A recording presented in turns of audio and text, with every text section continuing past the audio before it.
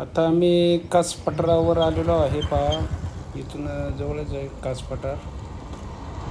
जो दिसतो तो सातारा आहे.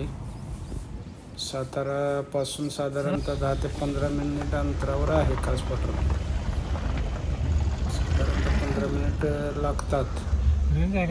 अतिशय सुंदर असा परिसर आहे. कास पठाराचाच भाग आहे. पहा, झाडं वगैरे भरपूर आहेत, म्हणजे जंगलच आहे. जंगल भाग आहे थोडक्यात. आणि त्या जंगल भागामध्येच पठारावर विविध रंगाची फुले उमललेली पाहायला मिळतात. अतिशय व्हरायटी असते फुलांची. या ठिकाणी पार्किंगची अतिशय चांगली अशी सोय आहे. पार्किंगसाठी जागा भरपूर उपलब्ध आहे. पटांगण आहे पार्किंगसाठी. ही जे आता कास पठार बघायला आलेले लोक आहेत त्यांना घेऊन इथून बस जाते त्यांची सेपरेट.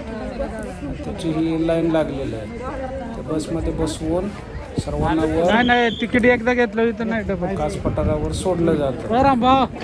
हा जो एरिया आहे हा देखील पार्किंगचा एरिया आहे. कास पठाराचाच भाग आहे, परंतु प्रत्यक्ष फुलं असलेला भाग वर आहे उंचावर थोडासा. तर या ठिकाणी पहा, गेट आहे त्यांच्या आतमध्ये सोडण्याचे. हे अशी त्यांची 4-5 गेट आहेत. कास पठारावर आलेलो आहे. आता इथे वेगवेगळे गेट आहेत त्यांचे आणि त्या गेटमधून ते सोडतात. गेटपर्यंत त्यांची स्वतंत्र अशी गाड्यांची व्यवस्था आहे. ते त्यांच्या गाडीतून आपल्याला घेऊन जातात. अतिशय चांगली व्यवस्था आहे. जाण्यासाठी आणि येण्यासाठी गाड्या तात्काळ भेटतात लगेच. त्यासाठी स्वतंत्र तिकीट देण्याची गरज नाही, पैसे देण्याची गरज नाही. आपण जे 150 रुपये भरलेले आहेत सुरुवातीला फी, त्या फीमधूनच हे बसची व्यवस्था केली जाते, येण्या जाण्याची व्यवस्था केली जाते. आता या ठिकाणी पहा, विविध रंगाची फुले आहेत. फुलांचा बहार या ठिकाणी आलेला आहे आणि पाहण्यासाठी फार अशी गर्दी होते. गर्दी फार असते. पहा, भरपूर लोक येतात. शनिवार रविवार मोठ्या प्रमाणात लोक येतात आणि इतर ज्या सणाच्या सुट्ट्या असतात त्या सुट्ट्यामध्ये सुद्धा लोक भरपूर या ठिकाणी पाहण्यासाठी येतात. आता हे गेट आहे पहा आतमध्ये सोडण्याचे त्यांचे फुलं पाहण्यासाठी. आता या गेटमधून आम्ही आतमध्ये आलो.